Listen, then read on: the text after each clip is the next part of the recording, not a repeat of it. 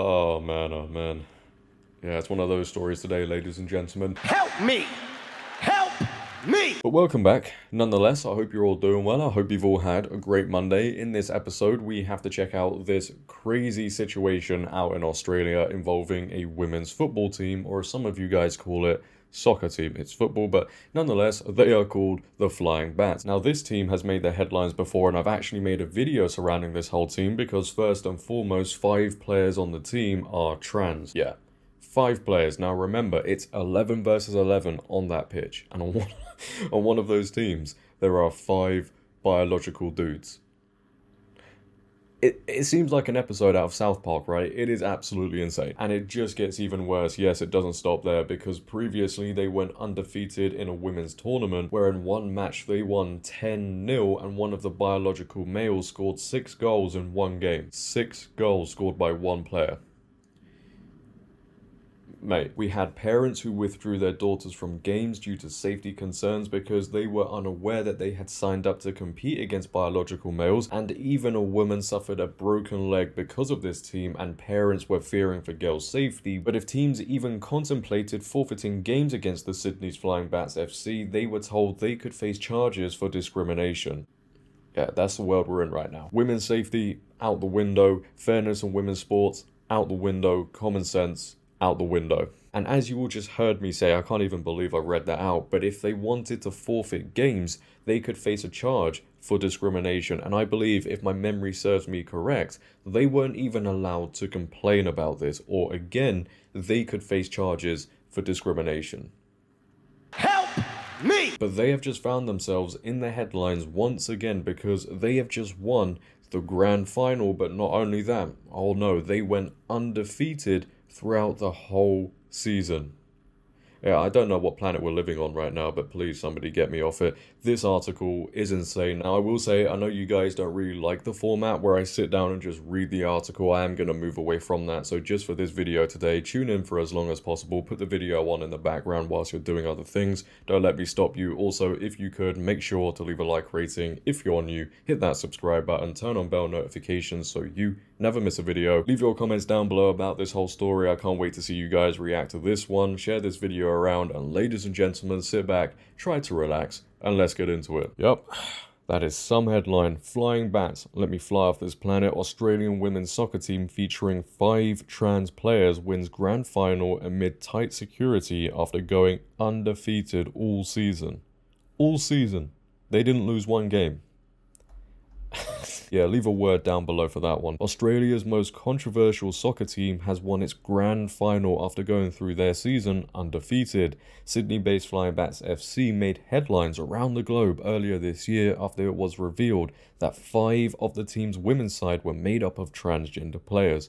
Biological men. The team's presence in the women's competition led to complaints from club officials and parents, while high-profile figures like J.K. Rowling and Lucy Zelic have also criticised their participation. As they should. Everybody should be criticising this. And now it can be revealed that the team have capped off an undefeated season in the Women's Premier League competition, which they have won all 16 of their regular season matches while scoring 65 and only conceding 4 goals. Now, any football fan watching right now, you know how absurd that is to only concede 4 goals in 16 games and score 65. That is Manchester City right there. Zelic posted the scoreboard at the ground with the final 5-4 scoreline over West Pennant Hills Cherrybrook Football Club, stating her disappointment at the result. Full-time, Flying Bats FC win the Premiership and the Grand Final. Trans-identified players will be crowned champions in the Women's Premier League division, she posted with the hashtag #SaveWomenSports. Somehow this is supposed to represent progress. Somewhere the custodians of our game don't care. Yeah, they don't care. All they care about is woke agendas. That is the most important thing to them. Get a grip. But here is one of the trans players, I assume. And you couldn't tell, could you? No, absolutely not. Look at the size difference here. The game was held at 3 PM at Christie Park with security guards present at the venue, discouraging the use of professional photography equipment and checking people's phones for images taken of the match. Oh, and I wonder why they don't want people taking pictures and they don't want videos going around. I just can't put my finger on it. Oh yeah, they don't want people knowing what is going on. They want to keep everybody in the dark about this. They don't want people speaking out against this. The scores were locked at 3-3 at half-time before the Flying Bats made a host of changes and edged clear in the second half. Yeah, I wonder how many men they brought on with those changes. One of the transgender players was issued a yellow card during the match, while a transgender player was named best on the ground after the tight finish. Again, I wonder why they don't want people recording this. A trans player was named best on the ground after the tight finish. So they won player of the match, or let's just say man of the match. Yep, very stunning and brave. They have won.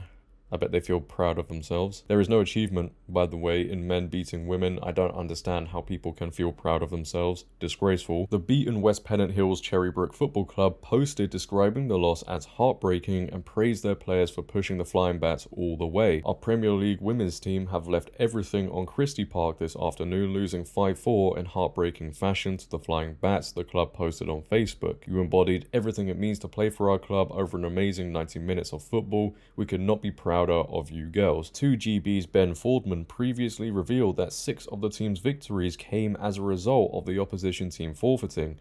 So I wonder if those teams faced any potential consequences there, including the 2 semi-final fixtures that led to their progress to the final. Earlier this year, it was reported that sports governing bodies had told clubs that they would be punished if they forfeited their games against the Bats. So you're basically saying here, hey look, you have to compete against these people, you have to put your players in danger, the girls in danger, or you could face punishment. Remember, it's a women's competition and they have 5 transgender players. We have some people trying to say it doesn't make a difference. Really, he said on Thursday morning show. I mean, it does make a difference. There is a clear biological advantage, and in a sport like football, that is going to be very apparent. Zilek, a vocal critic of the team, responded to their successful season, labeling it a crime against women. I think it's a real crime against women here. It's quite disgraceful, she said. The fact that these women have been rendered voiceless in this, and if they do have a voice, they are being punished for it. It is something that needs to be explored very deeply. Well, it does seem like Australia is in a very interesting place when it comes to this whole situation. As many of you guys might know, there was a court case the other day involving an app, and it was a female-only app, but a male identifying as a woman joined the app, and then he was banned. It went to court, and the court decided it was unlawful discrimination, and the app founder now has to pay $10,000 to this male identifying as a woman. So we can clearly see where Australia is heading with this whole thing. But imagine having to do that as well to reach the knockout stages of this competition. It takes some real courage in this situation to stand up and say, no, we're not going to play. Both Putney Rangers and Macquarie Dragons should be commended for that.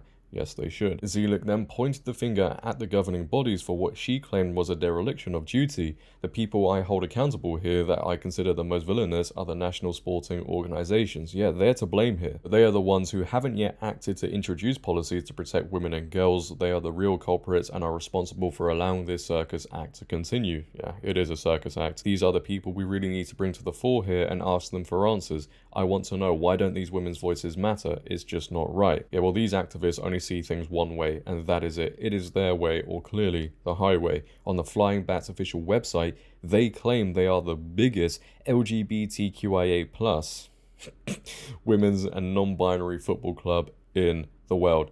Nothing to be proud of there. Club president Jennifer Peden told Daily Mail Australia in April, as a club, the Flying Bats FC stands strongly for inclusion. Yeah, well, inclusion doesn't actually mix too well with women's safety and fairness within women's sports, as we're all seeing. But they pride themselves on safe, respectful, and fair play.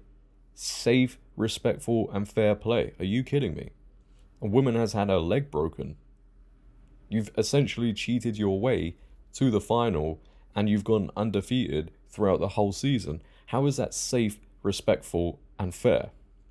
Get out of it. But they pride themselves again on the promotion of a supportive community for LGBTQIA+ players, That is a mouthful to read out, I swear that just gets longer and longer.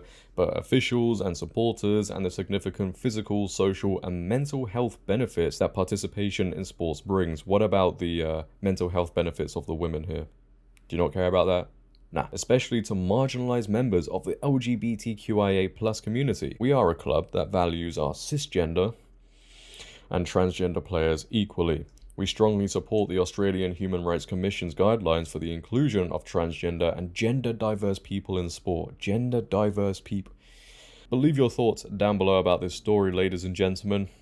Again, as I said earlier, I'm struggling to find the words for this. My brain cells are gone. If you guys have enjoyed, make sure to leave a like rating. If you're new, hit that subscribe button, turn on bell notifications so you never miss a video. Comment on this video, share this video, follow my socials down below in the description. But until next time, it has been your host JD. Have a great day, stay safe, and I'm out. Peace.